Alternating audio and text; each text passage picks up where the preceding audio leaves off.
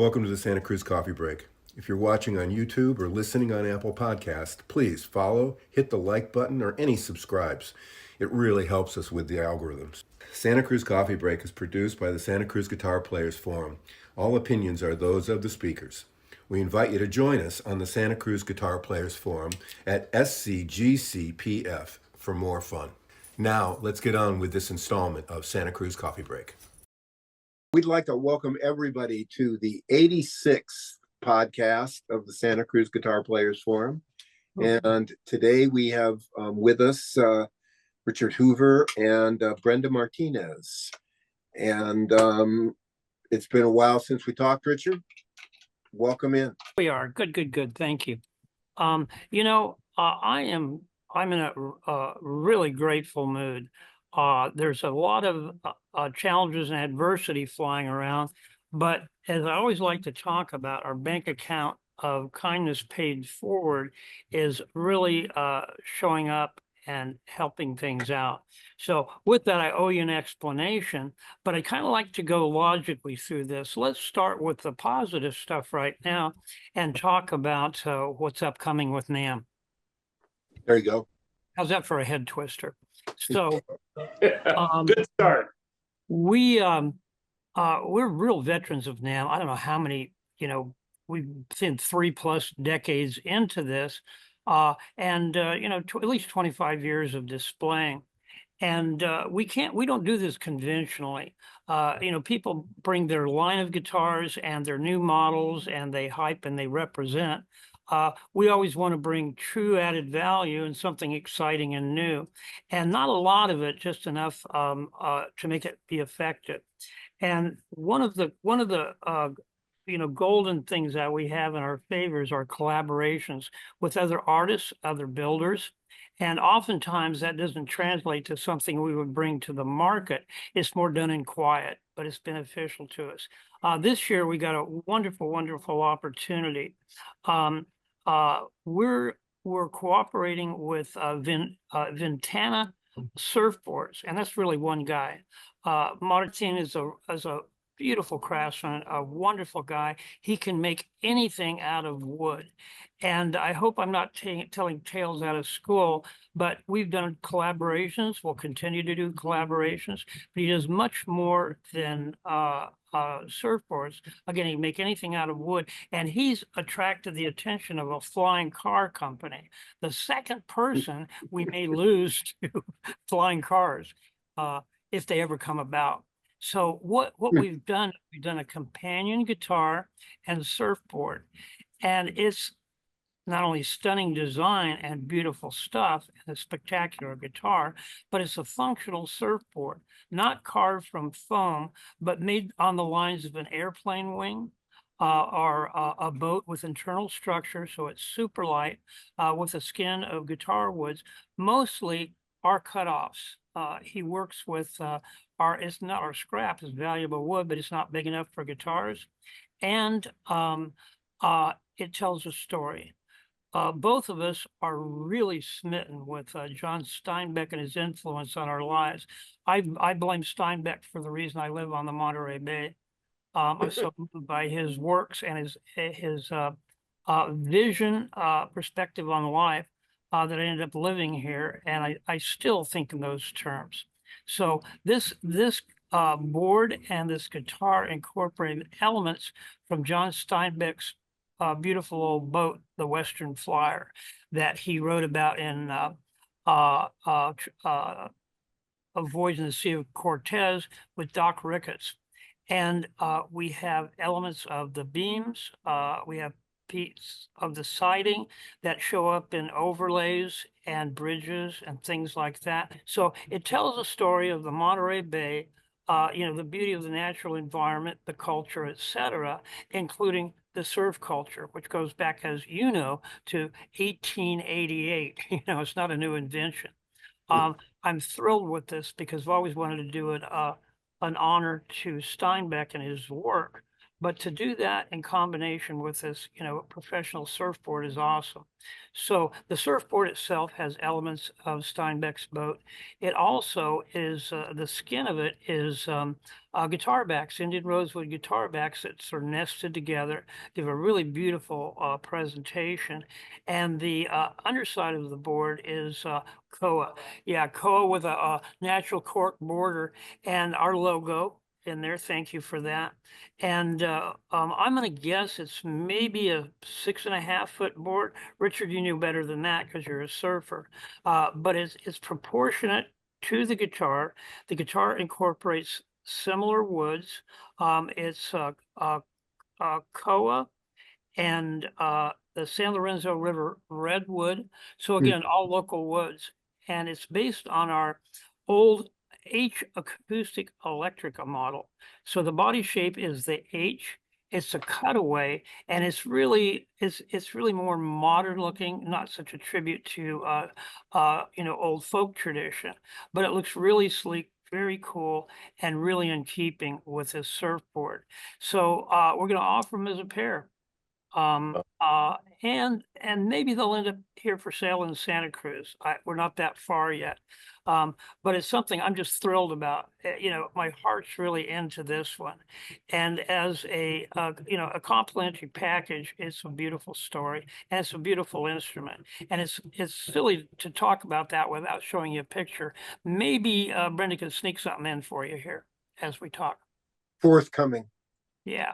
That's going to be one of our important statements at this show, and it combines both responsible harvest, sustainability, celebrating our own natural resources, and cooperation with like-minded people. Ventana works with reclaimed materials. A lot come from us, and not the easy way, but the right way. Building a framed hollow board that's much lighter, much more.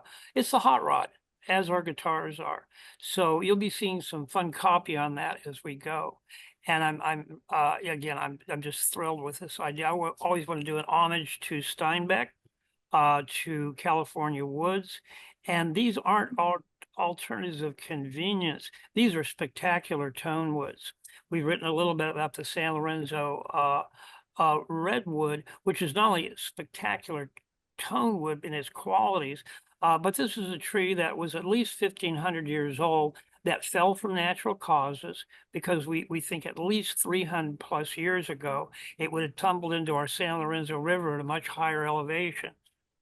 So understand that 300 years ago, there weren't any Europeans coming in cutting down trees, and the Aboriginal people here had no use to cut down a tree. They used pieces of it, but they didn't kill it to use it.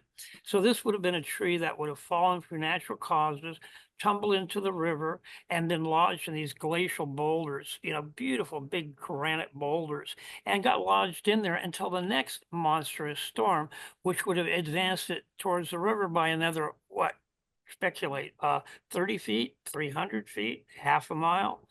Eventually, it made the trip all the way to the sea and washed out to sea and finally landed up on the beach where we were able to reclaim it.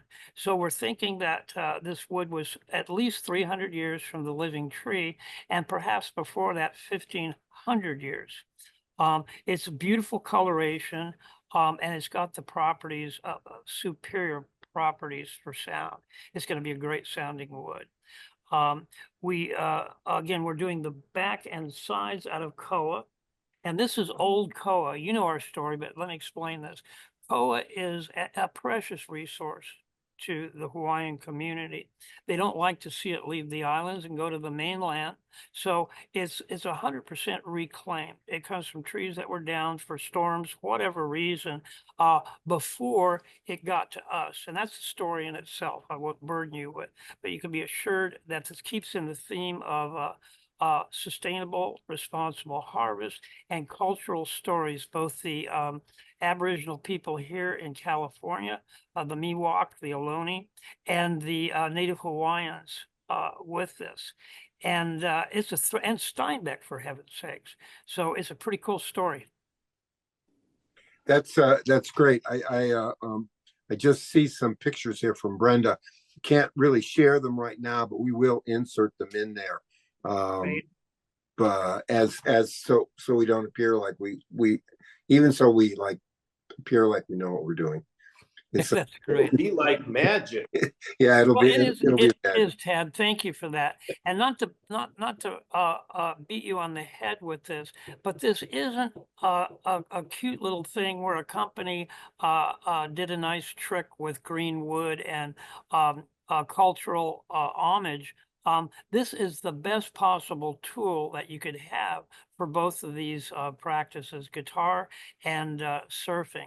I mean, it's state-of-the-art stuff. We don't make anything just for show. And I'm hoping somebody will see the value of both of these together. They'll be on a common stand, and they make just an incredible statement as art alone. But again, they're infinitely functional too. You know, you're really upping the standards for NAMM. It's time. Yeah, you're really up in the standards for NAMM on that one, because it's not normally, you know, between the drum room and the PA room. There's not a lot of art. There's not a lot of art hanging around.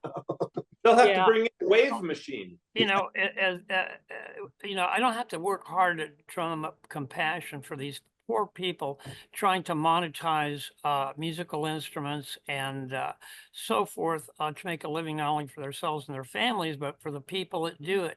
It's difficult, and for the most part, it's attention-seeking devices, gimmickry, if you will. Not truly added value, but something contemporary and temporary. This is a very cool story, but does it hold value for a long time? Nah, it'll fade, and you have to come up with something new every year. So we understand that, so we have a new concept.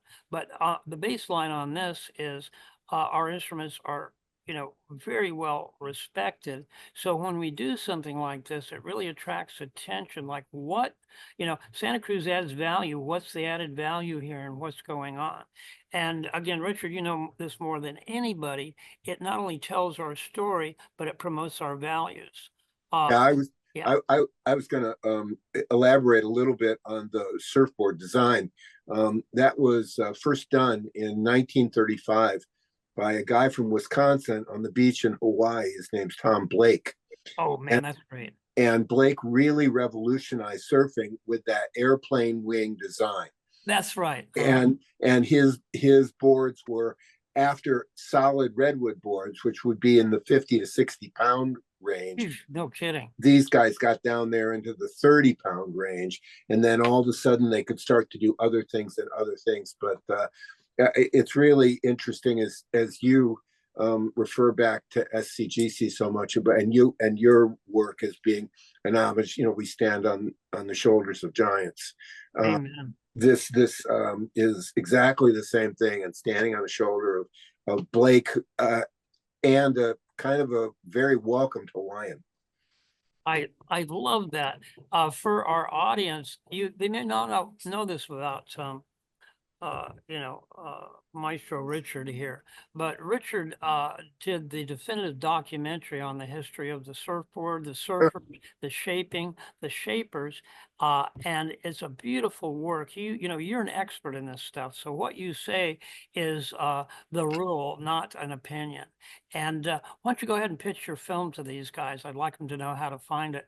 Well, it's just Addicted to Joy 2, the number 2, addictedtojoymovie.com. And it's free, like surfing is. And you know, we'll give it away, and maybe we can make people smile. Amen. We love that Thank you. project because it involves the last Sequoia redwood being able to come out of the Sierras. And it's a beautiful story in itself, and that's incorporated in your work, and I'm proud of you. And you amplify our message about reclaimed sustainable materials and the beauty of working in harmony with nature rather than exploiting it. Right. Good job. Thank you. Good job. So go. I'm going to say, as far as other instruments that we take to this show, they're getting the same message across. They're exquisite professional guitars, some with different design packages, but the showcase piece is this pairing of the surfboard with guitar. And I'm going to turn to Brenda and ask about some of the other instruments that we're taking. Yeah, no problem, Richard. So this year for NAMM, we were thinking about, do we want to do a certain theme this year? The Vault series was kind of hard to follow up on, I'm gonna stop right here and introduce Brenda Martinez, who everybody probably has heard about, but has probably never seen before. I don't know if you've ever been on before. I don't think so. I don't think so either. So Brenda, well, before we go to the guitars, what's just real quick? Brenda, I'll give a good synopsis share. of what I do here at Santa Cruz, just in case people don't know, because they call in. Yeah, we're good. Yeah. Just because, I pick up, me and Dan pick up relatively most of the calls here. And so the correspondences mostly go through us, and I do a good part of that. But my official title here is I manage sales here. I manage the service and repair department. I also do wood procurement still currently, and the general office manager of the Santa Cruz Guitar Company. Just a small role. Just a little bit. So NAMM guitars. Oh, and I'm Richard's travel buddy as well. Okay. But just going back to the NAMM guitars, we were trying to think of what do we want to do? In years past, it's not like we've kind of done a theme consistently. We've had really special pieces up. Last year was a very, distinct theme with the both guitar series. But I think things just kind of started coming up for us that really made us think we should actually make this a theme about the collaborative work we've done with everyone not everyone we know, but some close friends of ours. So the opportunity came up to do a collaboration with Antenna. I talked to the guys about it at Antenna, David and Martine, who you both know, and it's been on their show and or podcast, and they were just completely on board, and they've been wanting to do something like that for a long time with us. So I'm glad that it's happening for the NAMM show. In addition to that, about a while ago, we got Roberto Venskool Lutherie reached out to us that they were going to celebrate their 50-year anniversary, and they wanted to do something special to commemorate it. And so they asked a few manufacturers to see if they wanted to participate in this 50-year anniversary. And of course, we were on board. Richard has a really, a long relationship with the Roberto Venn folks, especially with William Eden and everyone at Roberto Venn. So we were more than happy to participate in the event. That guitar is really special. What they did was donate or provide to us some rosewood, and I believe it's Nicaraguan rosewood that we're going to be building with back and sides. And I think that guitar is going to be an H model, also with some form of redwood. I don't remember if it's Sinker or redwood. I'd have to look it up. But the special thing about that guitar is that it was spec'd out by the Roberto Venn alumni here at Santa Cruz Guitar. So we have about 3 of them here. And so that was a really cool one. So that's going to go with us to NAMM. That one's spec'd out by the alumni. And then the other guitar, which I'm going to kind of talk on this briefly. It's not so much a collaborative work, but this is going to be a really special guitar because it is kind of collaborative work that talks about our relationships in the past. We're going to have a very special Tony Rice model to showcase at NAMM as well. This one's really special because it actually has a signed label by Tony Rice himself. And so there's very limited amount of those labels still around for us, but we wanted to make this piece very special. So the label's going to have a signed Tony Rice label. The inlay, I believe it's on the 12th fret, is going to have his signature in 14 karat gold inlay. And it's just going to be a Tony Rice model. And I believe it has Brazilian. So I think it's a Tony Rice professional model. So all the specs are standard with the exception of the 14 karat gold inlay and then the prize signature label from Tony. And Brenda, can I squeeze in absolutely, yeah. one here? Oh, yes. The yeah. last guitar we made for Tony had a German spruce top that I can track its history for about maybe 170 years. And this is a consecutive piece out of the board as we made Tony's last guitar. So it's literally the sister set to his. And the history of that is, first, it's an exquisite master grade German top, but it came as a gift to me from Jean Larrivee, a dear old friend, probably about 1990. So we're already talking 25 years ago. Actually, no, 35 years ago. He had it for most of his career because it had been gifted to him by his mentor, Munch, who came over from the old country to Toronto, and I don't know, look it up, maybe the early part of the 20th century. And he had gotten it from his master. So it's got this history of being saved because it was too good to use for, how many we add up here? 120 something years. And it's a real treasure.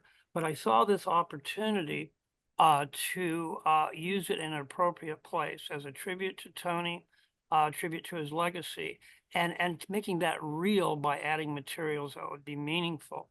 So here, let me say this, I've said this publicly before, but I'm gonna repeat it. I've been at this game since, 55 years myself. And over my career, I've come across pieces of wood that were so beautiful, tonally appropriate, correct. They were just, I was paralyzed with inaction. I had to keep them. I couldn't use them. I would use them later for a real special project. Well, take another look at me. It's later. And it's time to make sure this legacy is kept, because it may just become another piece of wood in my absence. So that's the idea with a guitar like this, is taking materials that are not accessible, they're unobtainable, and putting them in a package that's meaningful and will be remembered. So this particular guitar is really, really an important one to me. That's really, it's amazing. And with the resurgence in bluegrass right now, Oh you man, know, that's a beautiful thing. yeah, that we're seeing people put 20,000 people in venues to hear bluegrass. we could have never called that one 5 years ago, but it's a really wonderful tribute. How great, Richard. Oh, absolutely. Now I want to go back to Brenda because we have more treats here. Actually, I do. There is one more guitar to mention, and I will send this back to you, Richard, because this is going to be a very special one for you. So the last guitar that we're going to take to NAMM is a tribute to Frank Forrest. And unfortunately, it's been a year since Frank passed away. And Richard can tell the story about this, but Richard was able to get some of Frank's maple that he had. And so we were able to resaw it, cut it down into back and sides, and we actually used part of that maple for the neck as well. And I got a special inlay made on the fingerboard with Frank with an axe. I don't know if you've ever seen that picture of Frank with the axe. Yes. Larry Robinson inlaid that guitar on the fingerboard. And so that's going to be the fourth in our NAMM series this year. And I would like to have Richard kind of talk a little bit more about that guitar and just his relationship with Frank, if you guys don't mind, because it's really special. I think that we should all hear it.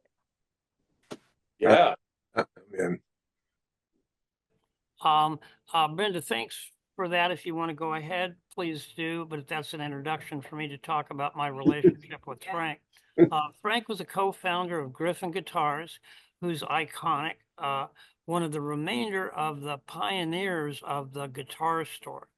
When I was a kid, the guitar store was owned by somebody that hated children, and guitars were something that you couldn't touch. You had to ask to play, and under great scrutiny. They sold records, they sold appliances, and they sold radios and TVs. The idea of a store that sold acoustic instruments as its primary love and cause is, happened with pioneers like Richard and Frank at Griffin, Harry Tuft, Stan J, Stan Werben. And those things are like, and that's the old guard now. As we have more online, we have reverb, but that heart and soul of our connection with guitars, Frank was so important to that, and he was a brilliant engineer. Frank could have succeeded in so many modern industries, but he focused on his love for old acoustic instrument and brilliance, mechanical brilliance in improving, restoring old banjos, mandolins, and guitars. And he was really considered the expert in that. And Frank was extremely giving. He had a good imitation of a curmudgeon, and he didn't suffer fools. But he was really, really giving to those that he felt were that got it and were deserving. And personally, I really had to earn that. I mean, it was a hard slug to earn his respect. And it wasn't because he didn't think I was worthy. It's because they had been guitar builders in Palo Alto in the San Francisco Bay Area way before we started and established themselves as experts. But there was no opening for that market then. People didn't make guitars. Martin and Gibson made guitars, and they had to repair, sell strings, and develop a retail store just to survive. So while they did that, along came these kids from Santa Cruz that brought in a guitar to show off what they were doing and how cool it was. And I can imagine, you know, the implied insult to these guys that were the experts. So we didn't get a easy ride with that. It took a long time to develop the dear and loving friendship I had with Frank by actions, not by words. And it's a really moving story for me, how much he contributed to our success and the success of numerous other people that he would give, you know, valuable intellectual property pro bono to help them out. One of the most important guys in the repair of steel string guitars and the best resource. Woefully sorry to miss him and sorry to talk so much, but I'll start crying, so move on. Well, and Really it should proud be of this mentioned guitar. that Frank also put up one of the first websites for information for guitarists and luthiers, which is still invaluable for No kidding. diagnosing issues with guitars or finding out the easiest or best way to fix something. By the way, frets.com, Right. and that site is still very appropriate, pertinent to what we do. And again, it's not opinion, it's not nonsense, it's real practical how to do it. Yeah. What other guitars, Brenda? Those are the main 4 guitars, boss. Okay, that's We wanted to make it special, and I think those pieces came together at the right time when Roberto Van requested us to participate in this 50th anniversary. The unfortunate, you know, passing of Frank Ford, the relationship our bond and relationship with Ventana was just getting stronger and stronger, and we were just like, what? How can we really commemorate this? And this was all happening all at once, so it just made sense to do this theme this year for NAMM because, you know, we're really proud of the Vault series and we're really proud of the work that we do, but we also don't want to overshadow that, you know, we're all part of a big team, you know, and so I think this series, these NAMM guitars are really going to showcase that. Wow. It honestly sounds like you almost have 4 complete separate themes for NAMM going at the same time. I mean, you could probably set up 4 different booths with one of the guitars in each one, and it would be a unique and interesting presentation. Yeah, ironic, isn't it? Brenda's talking about making sure we focus so these important messages aren't lost in a crowd, but at the same time, they're 4 very powerful messages. And the layout of the booth will be more sparse, less cluttered, and so that can be what we do. Because frankly, we're up against a market that's fiercely competitive. And we would have been squashed like a bug by the big guys years ago if we didn't do something different. Yeah. If we're competing on price or speed of delivery, we stand no chance in this. We truly have to have something else. And what that something else is the genuineness, the bona fide lutherie that allows us to do what other companies either can't or won't do because it doesn't fit into their business model. And I'll make this brief and clear. companies build to a price target to be able to fit into the market. And if they hit the right price target, they can sell not only enough to survive, but they can sell multiples. Once you get up in price, you have to start delivering something rather than gimmicks, and that's not sustainable. What we do is truly not a great business model, except for the fact that we know how to do it and we can do it. So almost all the guitars we do now are custom, either from the choice of the customer or the dealer we sell to looking for something unique to go out there. And they're not just cosmetic throwaways. One of the things we can guarantee is sophisticated sound. We don't make bad ones averages. In fact, we have no variation in the quality of sound.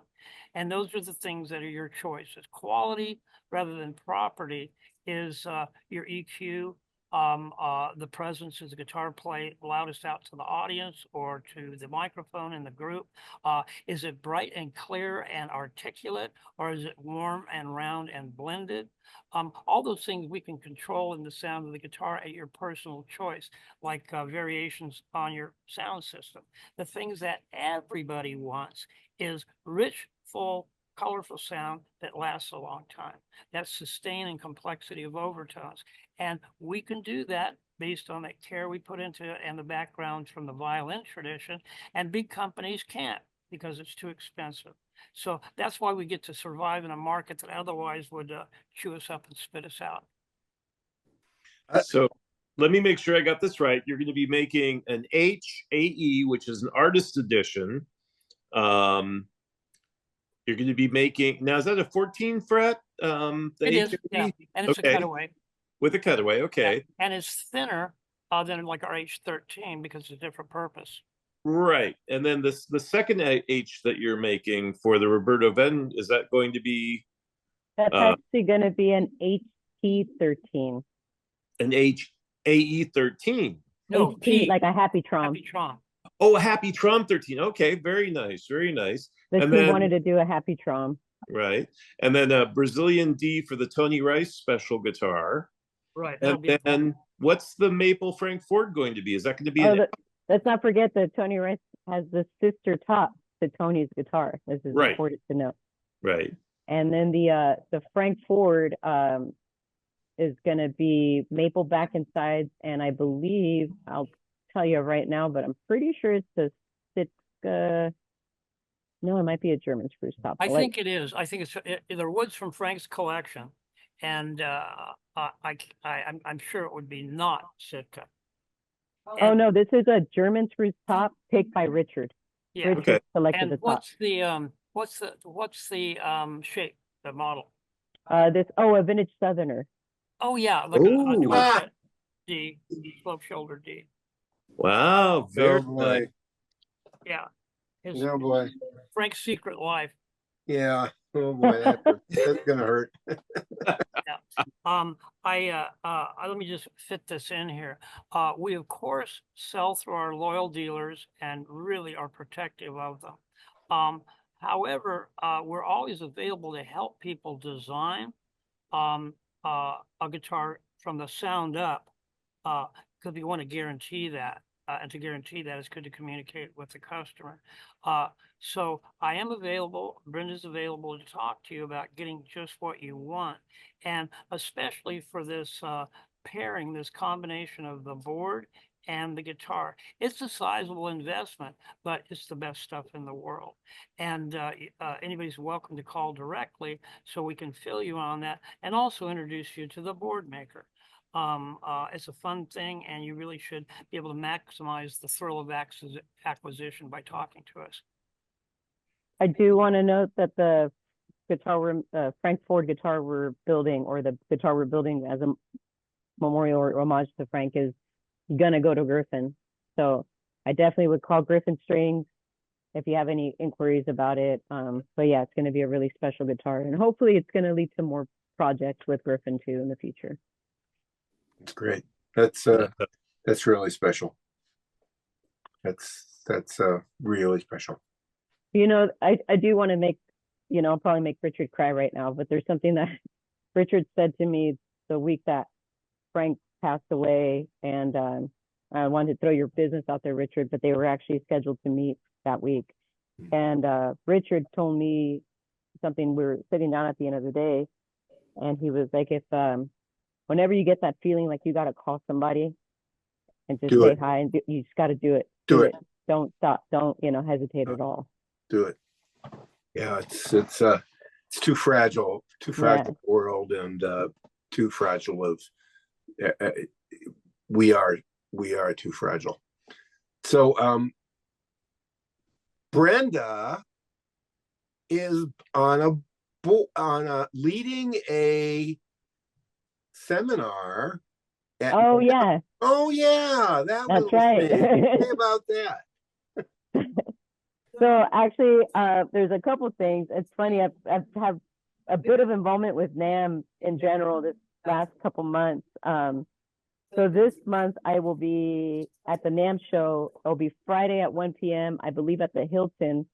I'm going to moderate a panel about experiences and insights about women in lutherie. And one of the panelists is going to be our very own Tara Minnie, who does binding for us in the back here, Sarah Weinberg, and Anna and Emily. Emily actually started a guitar company here in Santa Cruz called Aberdeen Guitars. And she was the one that actually made the proposal to NAMM, called me one day and said, would you be our moderator if I can get this going? And then my response was like, me? So I'm really happy to do it. I'm actually, I'm really excited because I just had this conversation with somebody earlier that anytime there's any way I can help advance anybody else, whether it be women in this industry, the voiceless, the underserved communities, that's a big part of my life pursuit. And so I was more than welcome to do it. So I was really stoked. So yeah, it will be the Friday of the week of NAMM at the Hilton at 1 p.m. So please come if you can and support these amazing female builders. Great. Thanks, boss. I cleared out his schedule, so he has to go.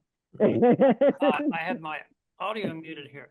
I'm fiercely proud of Brenda. What she's done in our industry and elsewhere in supporting women in business. The message that we've found our business on is it really inspiring. Yeah, we're going to kick it up at NAMM, and we have some crazy cool stuff coming up locally because we're facing our 50th anniversary here in about a year and a half. And Brenda, maybe you want to tell them what the city has plotted for us. So I don't want to divulge too much right now. I'm going to give you a sneak peek. I've talked to members of the city and Richard can kind of talk more on this, but one of Richard's dreams has always been to build a guitar for the city. And so we're in talks right now with some of the folks in the city to make that happen and get that ready for our 50th anniversary. And also close to that, I'm working with some other people, another organization, to have an exhibit. And so I don't know, I haven't finalized anything yet, but there's a lot of work, and we're just going to make 50 years very, very memorable for the Santa Cruz community in general. So it does take a lot of time to get things rolling. I know it's 2024, but as you know, for events like these, you have to start preparing for them probably like 2 years in advance or so.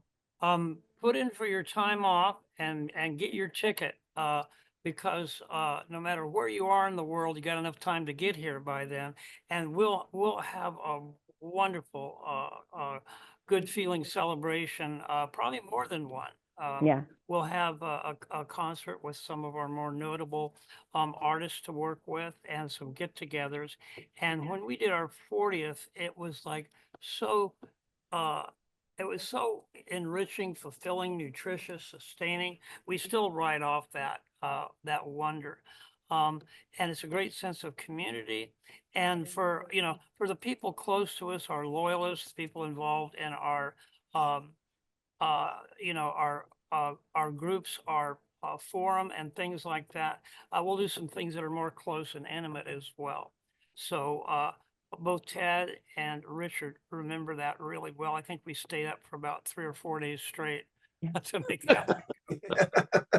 And thanks for bringing that up, Richard. We are still working out some logistical stuff about, Yeah. you know, shows and things like that, and contacting artists and making sure their tour schedules align with our anniversary. So, but it'll be a big splash for sure.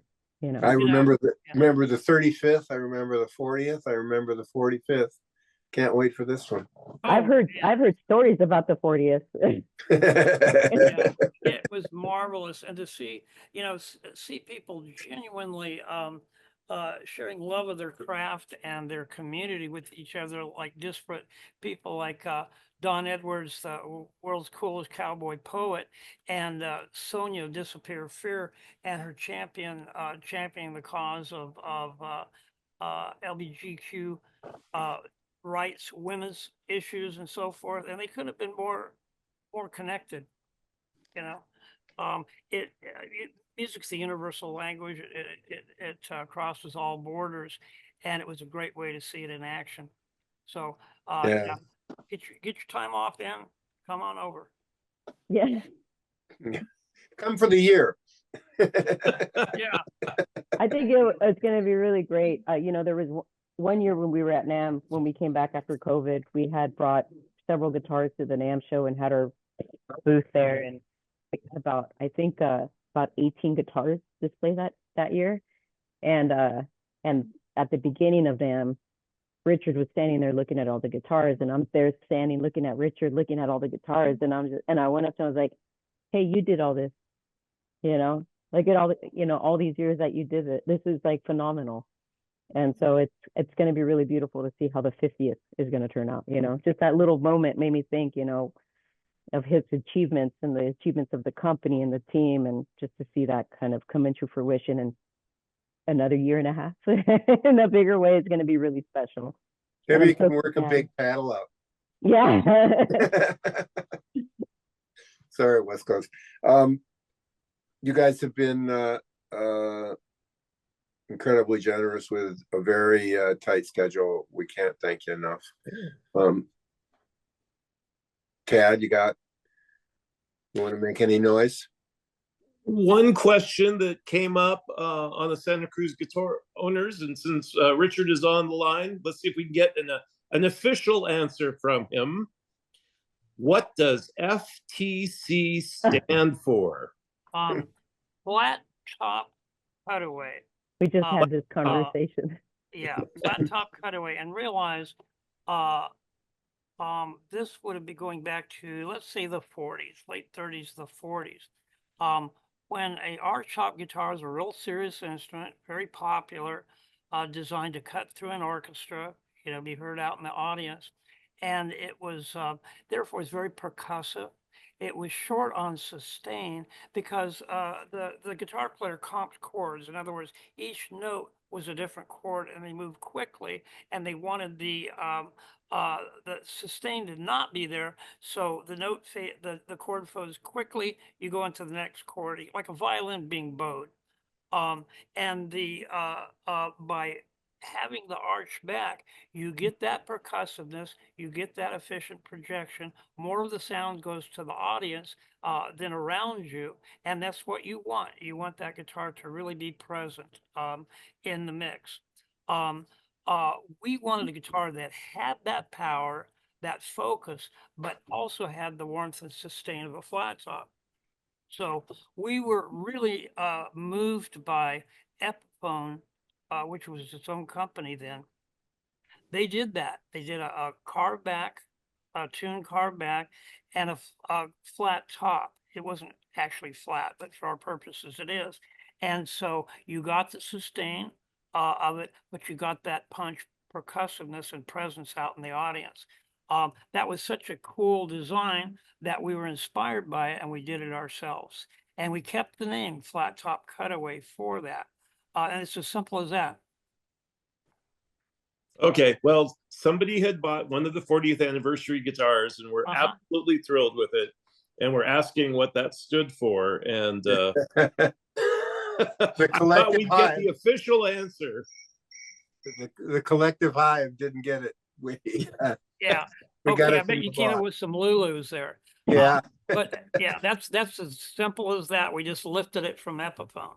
Okay. Yeah, and it was a carved back. It wasn't a press back or Right. any production shortcuts like that. Very cool guitar. I thought the F stood for the F model, since they were based on the Of F course. model. We that wasn't lost on us. Okay. It just sounded right, but it also sounded very simple. And Yeah. sometimes you do that thinking, well, we won't have to explain this, so it'll be fine. Little did you know that 35 years later. There'd be these Exactly. little TVs and everybody would watch them and talk into them. Thank you guys very much. We really appreciate it. We wish you all the best at NAMM, best for the holidays. There was the first Santa Cruz Christmas party Friday night since 2019. Yeah, I want to hear all about that once we Yeah, it was cut off the No one recording. remembers, Tad. No one remembers. yeah, it was pretty big fun. But thank you guys for your time.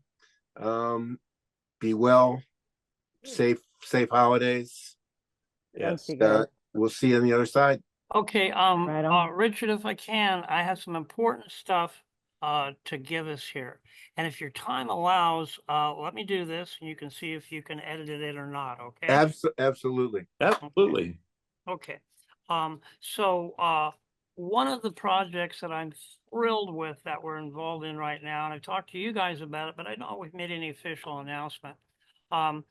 David Murray from Dehradun Guitar Company. Let's see, can we Yep. see that? Yep. Probably backwards. Dehradun Guitar Yep. Company, and in Dehradun, India. It's up north by the Himalayas.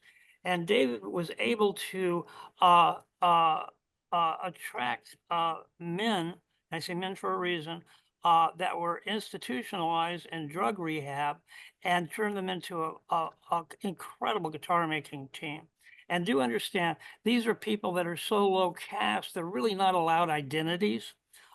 They have no access to life as we would know it. Jobs, status, a record, any way to build a life.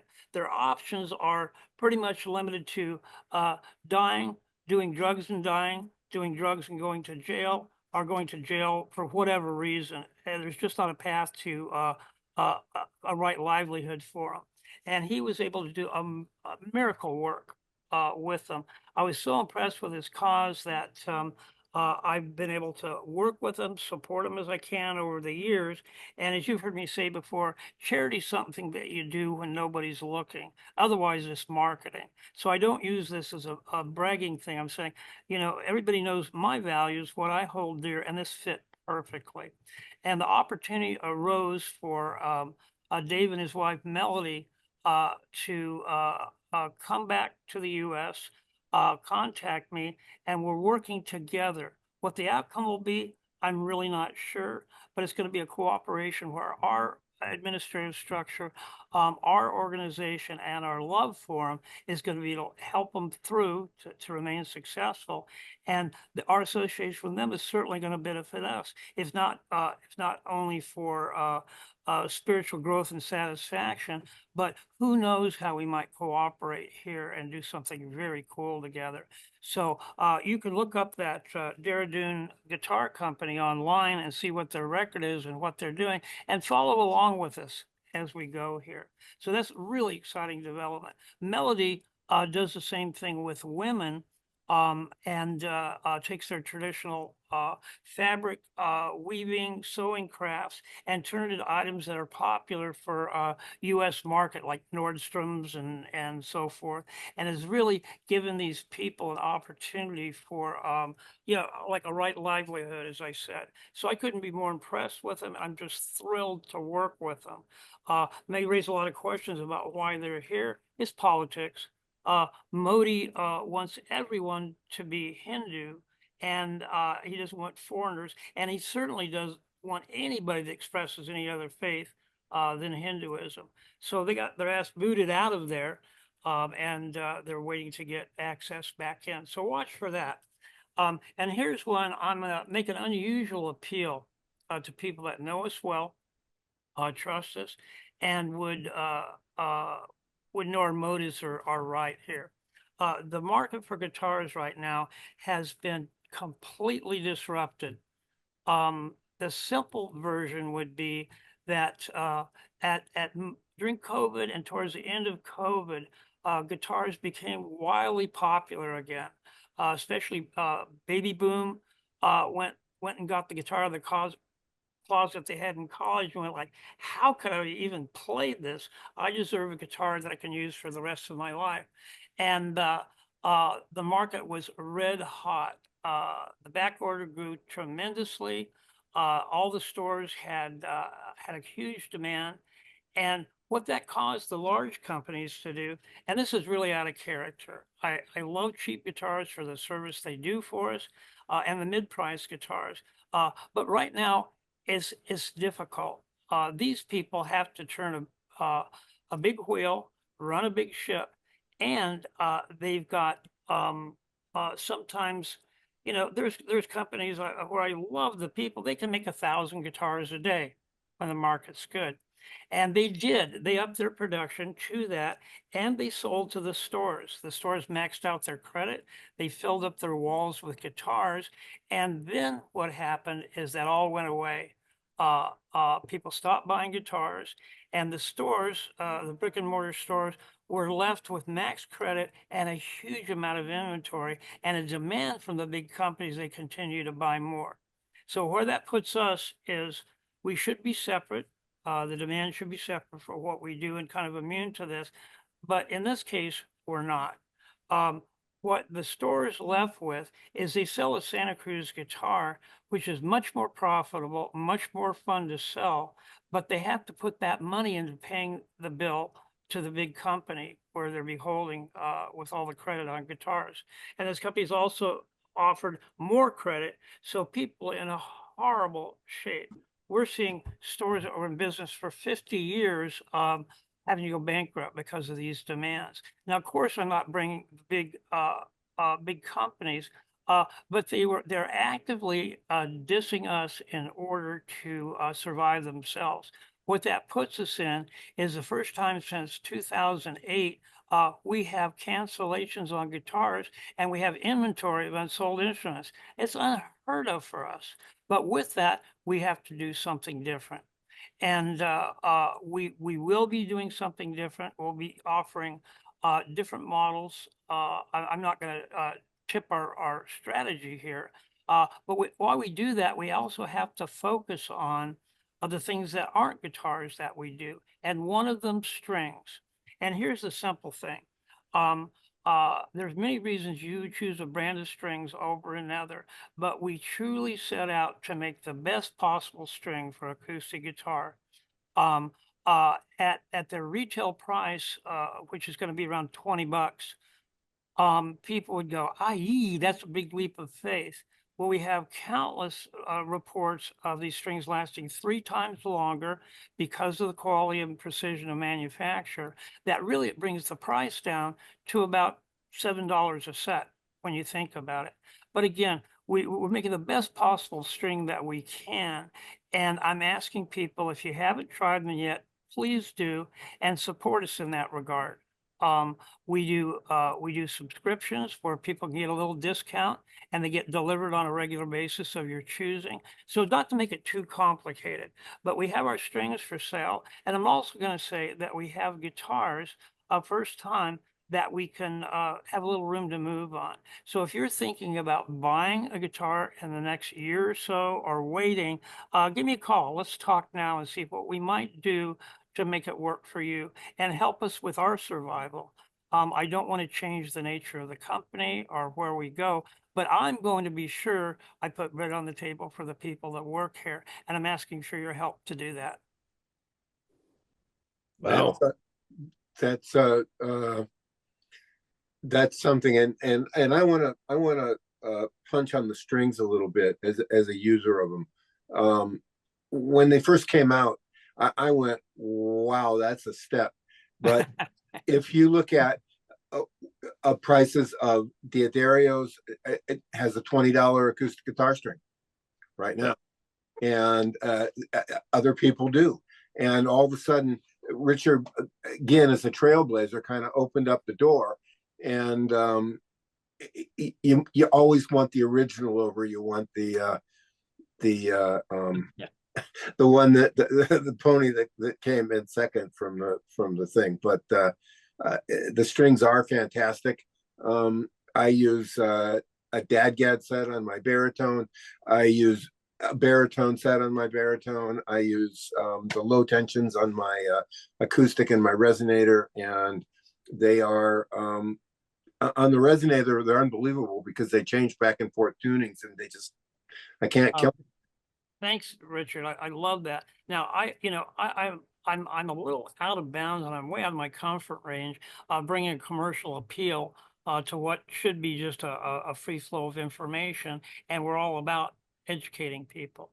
But it's unusual times. We have to do unusual things, and as far as the strings go, I'm going to tell this anecdote again. Violin players will pay $100 to $120 for 4 strings, and they're deadly serious. And they get the value of that for professional orchestral play, recording, whatever. We pay $10 or $15 for a set of string because manufacturers think that we're cheap and we're not very sophisticated. So they're not gaming us, they're making what they think we want. And the companies don't offer the value in strings they make for violins that they do for guitars. And that's what we set out to do. We put so much blood, sweat, and love into making our guitars, and we couldn't get appropriate violin quality string for them. So we put them together ourselves. And frankly, we do with the help of some really big companies that understood our dilemma. But the scale, we make 400 guitars a year. These strings actually should cost about $85 a piece, still a bargain over violin strings. But what we're trying to do is, this is strings we want to put on our guitars, but they're expensive. We want to get the scale up enough that we can lower the price. And we just did that. We were charging $24 and our sales suffered. And as we get more scale and more buyers, we're able to take that back down to, I think, $19.50, if I'm not mistaken. So we're getting there, and we will probably get even a little bit more cheaper without compromising any quality. So I'm getting way out of my comfort lane here. But I appreciate your consideration and your support at a time like this. And also, I want to wish you a beautiful holiday season, Christmas, and a fulfilling New Year, and no tears, no drama. Thank you. Well, I'll throw out one suggestion. If you're a guitar player and you have children, family members, friends who don't know what to get you for Christmas, go to the Santa Cruz website, print out the strings page, circle the set you want, and give it to your friends or family, because it's the perfect stocking stuffer, the perfect gift. I mean, the price point is very reasonable. You can get a set of strings and try them out if you're not familiar with them. I love them. They're great strings. You need to try them. But whatever it takes, get it out there. Thank you so much, Tad and Richard. And these come with a full line of nutritional supplements that'll be every month for the next 10 years. Right. And so it's a beautiful thing, true value added. Yeah. And a service, and it also it's self-serving again, and we can get the scale up and the price down as we go. So I'm so grateful for the support we do get for everybody, and it's going to be good times, but it's going to be a little different. Now, Brenda, we're putting up a store for customers that have new added items on it, right? Yeah. Yeah. And and Brenda's making a shush sound. I'm turning this over to her. Could you de-explain that, please? Will I You never finally heard be able to order anything. my coffee cup? You never heard anything. Well, As far as the merch goes, yeah, we're gonna have a really cool news site coming up for our merchandise. So you'll be able to click if there's a Santa Cruz shirt in a certain style that you want. All you got to do is select the style, the kind of print you want on it, and then you just click, and it'll get to you within a short, reasonable amount of time. So we're making some strides and changes there. So we're kind of stepping away from just having it in-house here and just you selecting from a few. We want to give you a little bit of variation and variety, so you'll be able to do that. And we have, I don't know if we should announce this yet. Should we? So Yeah. we're partnering with Chubb Sure. for to have a capo, Santa Cruz capo. And I wish I could show you something here, but I don't have it on hand, but it's going to be a really beautiful capo. The really cool part about it too, it's a really great capo. I've tested it out too on a couple of my guitars and Santa Cruz's as well. And then, and some of the, actually at the tip bend, you know where you bend add tension to the capo at the back end? There's like a little kind of ball at the end. It's made of our Cocobolo offcuts. So we're doing a really special partnership series with Chubb. We're gonna actually have a couple of them to showcase at the NAMM show as well. And I'm really proud of this because we've been working on this for a while, huh, Richard? Yeah. We've been working on a podcast with Shub for a year, so now maybe we'll get one. Yeah, that's great. You know, Shub is a dear old friend and compadre. We both go back to the day in the hate. We both were poster artists, and we didn't know each other, until we finally got together. And we've always talked about a collaboration. They were unquestionably the best at doing this. They took our ideas for improvements, both mechanically and cosmetically. So it's going to be a great partnership. We also, Clementine, the cowgirl, is also going to have her own fashion line coming up here too. So it's just great. really exciting stuff to look Great. at. Yeah. We've been working. Yeah. We're not just having Christmas parties back here all the time. And this is why we haven't been able to get him for 6 months for a podcast. Folks. Sorry. Oh, it's a very, very busy time. And, I got such an astounding, dedicated, engaged team here. We have so much potential and power, but we concentrate on our first priority, which is our cause first and foremost through the vehicle of our guitars. And guitars are hard. And especially when the demand is disrupted as it is right now, we got to really put in more time, work hard, contact more dealers, because we don't have the bullhorn that a large company does. And again, I won't go over the other stuff, but it's a time I'd like you to, any delayed purchase or stuff, help us out. Get your stuff now. It's not too late for Christmas. And we'll make it up to you. Thank you. And just to kind of remind, please stop by the booth at the NAMM show. We'll be downstairs again. We're bringing back the acoustic room. We got our clubhouse back. Yeah. We're going to be right in the front entrance. So come say hi, check out the capos, check out the guitars, come say hi to Richard, come say hi to me. We're really proud of the NAMM show this year. I have, me personally, I'm very proud of it too, because like I mentioned to you before, I've been involved with some things with NAMM lately, and I actually got to participate at the Women's Leadership Summit in October, which I was really proud to do. And Richard was the one that motivated me to apply for that. And I actually got it picked to go. So I owe that to the boss man. Beautiful.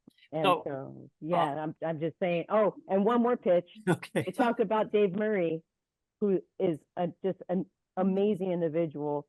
For all you followers of the podcast, Dave Murray was on this podcast as well. So please look out for his episode, because it was a wonderful interview that he did. That was beautiful. Okay, last from me is I do a really good imitation of a busy guy, which is not how I see myself, but apparently I hear that from a lot of folks.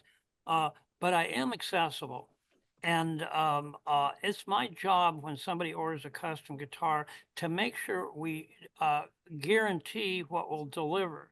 So the more I understand about what you want, the better. And I am accessible. It might take me a bit to get back to you, but I'm happy to talk to you personally about your needs. Dial in what you want.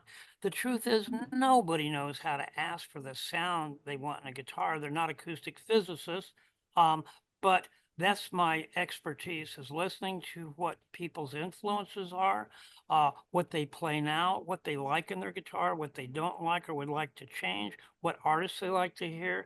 And we can put together a sonic and a cosmetic design and a functional design that I guarantee will be what you want for the rest of your life. But it helps to talk about it. So holler at me, I'll answer. I just put in my request. Yeah. Okay, good. I'll check it Now out for serving you, number Richard. 33. Okay. My family's from Mexico, and this is how we say goodbye. It takes us about 20 minutes. Yeah, that's right. That's right. So I hope everybody gets a pony for Christmas. Thank you all, guys, very You much. guys are And- treasures. I really appreciate what you do for us. Thank you. Thank you. Thank you. Great talking to you. We hope you enjoyed this installment of the Santa Cruz Coffee Break. For more music-related fun, please join the Santa Cruz Guitar Players Forum at SCGCPF or santacruzguitarplayers.com. If you have any questions or possible podcast topics, please contact us. If you have a product or service that you feel would be of value to our listeners, please consider adding your support and keeping the coffee pot on. Contact us for more information.